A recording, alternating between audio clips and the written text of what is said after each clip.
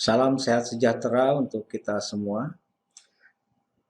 Bapak Ibu sekalian, perkenalkan nama saya Dudi, saya teroris Indonesia, tutor Bapak Ibu sekalian dalam modul utama Teknik Budidaya Tanaman Kelor Organik. Pada materi kali ini saya akan menjelaskan tentang proses-proses yang harus dilakukan ketika Bapak Ibu ingin membangun kebun kelor organik. Proses-proses ini berdasarkan apa yang telah kami lakukan selama ini, baik itu di kebun kelor organik Blora, di NTT, di beberapa tempat di Sulawesi juga, dan sudah menunjukkan hasil sebagaimana yang diharapkan.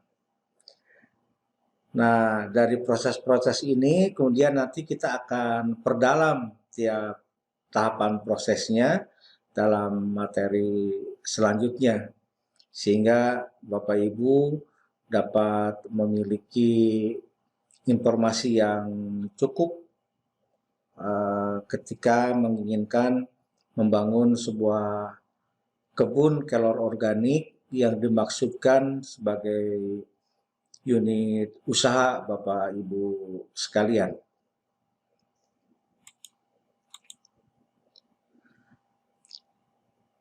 Proses budidaya atau proses membangun kebun kelor organik mulai dari penyiapan lahan sampai dengan membuat produk itu melalui beberapa proses yang saya bagi menjadi dua tahap. Tahap pertama itu proses penyiapan lahan.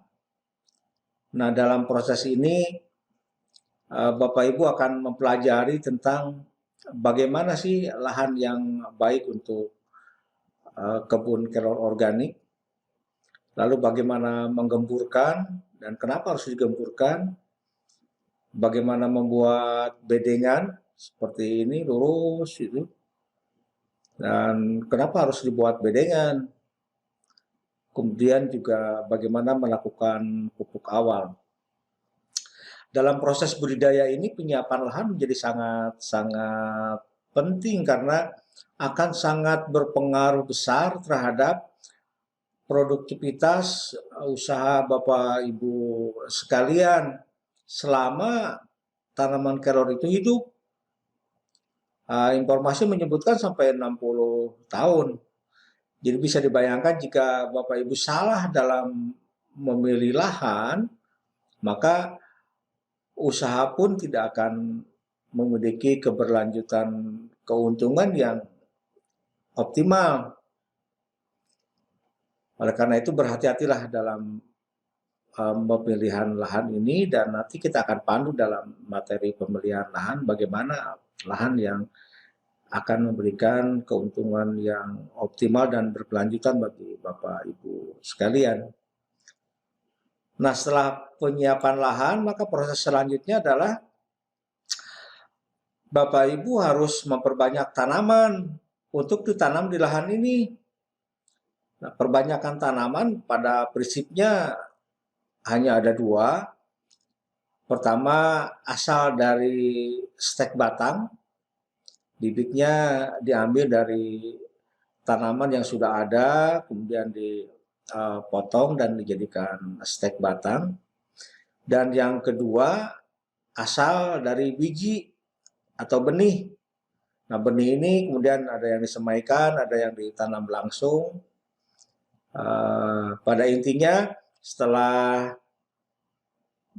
perbanyakan tanaman ini dilakukan dan Bapak Ibu memiliki bakal tanaman, bibit yang cukup untuk ditanam, maka dilakukan penanaman. Nah, penanaman ini hal yang lumayan rada berat kalau dilakukan dalam hamparan luas yang cukup luas, seperti 3 hektar misalnya di kebun kelor blora. Kenapa? Karena memang harus menyiapkan perbanyakan tanaman yang cukup banyak. Kalau jarak tanamnya 1 kali 1 saja, maka diperlukan 10.000 bibit untuk ditanam di lahan 1 hektar. Kalau 3 hektar ya berarti 30.000 bibit. Nah, oleh karenanya proses penanaman ini harus diperhatikan tentang bagaimana caranya si tanaman itu tidak stres ketika dipindahkan dari pembibitan ini ke penanaman. Dan bagaimana cara menanam yang baik agar tanaman itu tidak mengalami masa stres yang kadang bisa sampai 2-3 minggu, dan itu artinya akan memperlambat proses produksi awal Bapak Ibu sekalian. Nah, setelah penanaman, proses pada tahap pertama ini yaitu pemeliharaan. Setelah bibit dipindahkan ke penanaman, ke lahan melalui penanaman, nah maka harus dipelihara.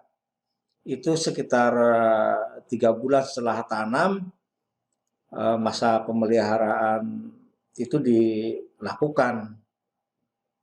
Nah, ada melakukan penyiraman, penyiangan. Pemeliharaan ini kalau saya sering katakan bahwa membuat kebun kelor organik pada 3 bulan pertama itu kayak ngurus bayi. Jadi memang benar-benar harus diperhatikan sekali, terutama penyiraman, penyiangan.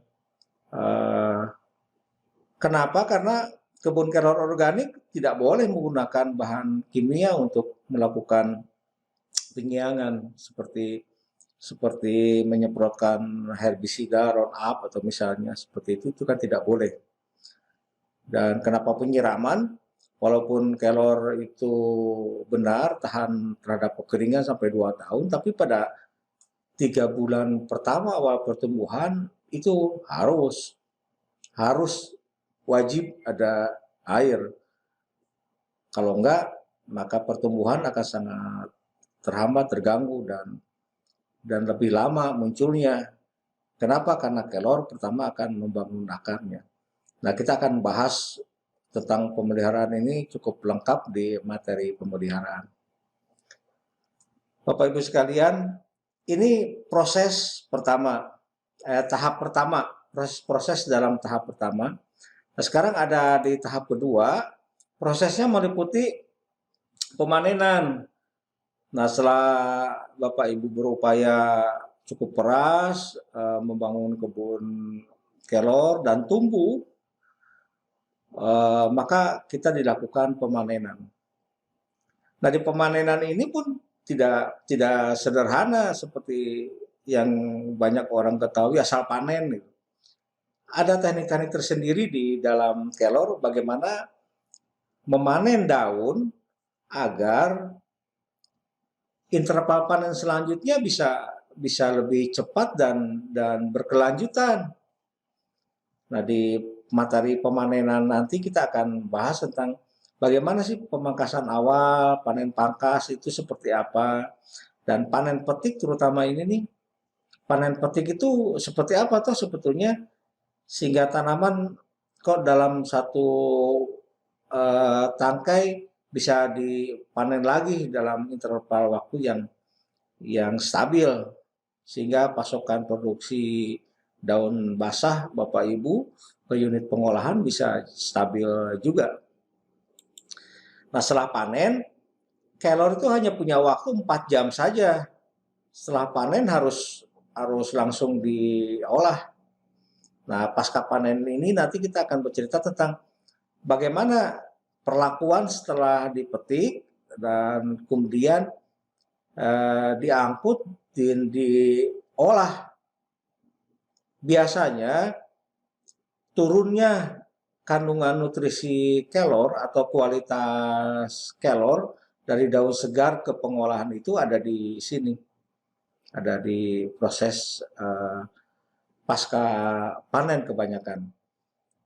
Misalnya lebih dari 4 jam, atau pada saat sortasi atau lorotnya tidak baik, pencuciannya juga tidak baik sehingga mikrobiologinya tidak memenuhi syarat, ada E. coli dan sebagainya. Di penirisan juga penting. Nah, setelah diolah, baru kita akan keringkan. Nah, proses pengeringan inilah sebetulnya inti dari bagaimana mengkonversi daun menjadi uang. Kenapa? Karena basis awal usaha kelor ini adalah di daun kering. Jadi tidak ada yang mau jual daun basah seperti itu, walaupun kecuali untuk di sayur ya. Tapi kalau untuk bisnis yang standar, itu komoditas utama usaha kelor ini adalah daun kelor kering. Makanya dalam pengeringan ini hal yang benar-benar membedakan mana kualitas yang kurang baik, mana kualitas yang baik, mana kualitas yang royal, yang super. Kalau saya menggambarkan di produksi atau kelas produk ini, saya suka membedakan antara batu kali, batu akik, atau batu mulia. Nah, ini di sini nih. Bapak Ibu akan menghasilkan batu kali, batu akik, atau batu mulia tergantung bagaimana proses pengeringan ini Bapak Ibu jalankan. Kalau ingin menghasilkan batu kali ya yang usah pakai pengeringan ini dijemur matahari sajalah. Seperti itu. Maka hasilnya ya hasil batu kali. Harganya ya harga batu kali juga. Tapi kalau mau menghasilkan batu akik, apalagi batu mulia, maka proses pengeringan ini harus mengikuti SOP yang kami sarankan, sehingga kualitas produk Bapak Ibu nantinya akan memiliki kualitas produk yang tinggi dan tentunya diminati oleh banyak konsumen, terutama jika bermaksud akan melakukan ekspor dan kontrak dengan buyer-buyer di luar negeri. Bapak Ibu sekalian, setelah pengeringan, nah ini baru pengolahan.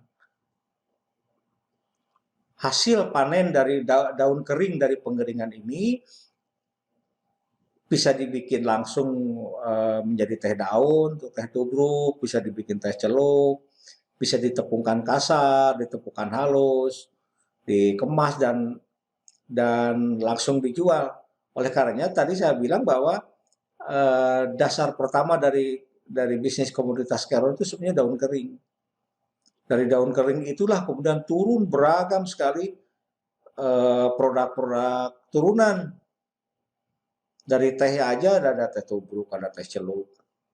Tehnya bisa dicampur dengan apa aja dan banyak-banyak sekali ini. Jadi di materi pengolahan nanti saya akan contohkan bagaimana membuat teh daun dan teh celup. Kemudian juga untuk penepungan nanti kita coba gambarkan seperti apa sih sebetulnya menepungkan daun kero dan hal-hal yang harus diperhatikan. Nah, selesai di proses tahap kedua ini sudah selesai proses di budidaya dan pengolahan daun kelor sehingga menghasilkan produk. Nah, setelah pengolahan ini itu berbeda lagi sudah bagiannya ke produksi produk-produk turunan dan olahan daun kelor. Bapak Ibu sekalian, sehingga kalau kita gambarkan bahwa proses budidaya kelor organik itu mulai dari pemilihan lahan, kemudian perbanyakan tanaman untuk mengisi lahan, kemudian menanam bibit atau benih di lahan, dan setelah ditanam kemudian dipelihara. Dan setelah melakukan pemeliharaan, kita melakukan panen daun kelor segar. Daun kelor segar diolah, kemudian setelah daun kelor segar diolah, dikeringkan, dan kemudian kita menghasilkan panen daun kelor kering yang kemudian akan dirubah menjadi beragam produk. Baik Bapak Ibu sekalian, itu kiranya yang akan kita pelajari pada modul kali ini. Silakan di-download atau dibaca langsung materi pembelajarannya, dan jangan sungkan untuk menghubungi saya jika ada pertanyaan. Dan jika Bapak Ibu ingin mengetahui lebih detail, silakan datang ke Puri Carolina. Kalau hanya sekedar berkunjung melihat kebun dan unit pengolahan, saya kira diperkenankan. Kalau yang belum diperkenankan itu melakukan pembelajaran yang 5 hari, karena Bapak Ibu harus menginap selama 5 hari. Baik Bapak Ibu sekalian, sampai jumpa lagi di materi berikutnya. Salam sehat dan sejahtera untuk kita semua.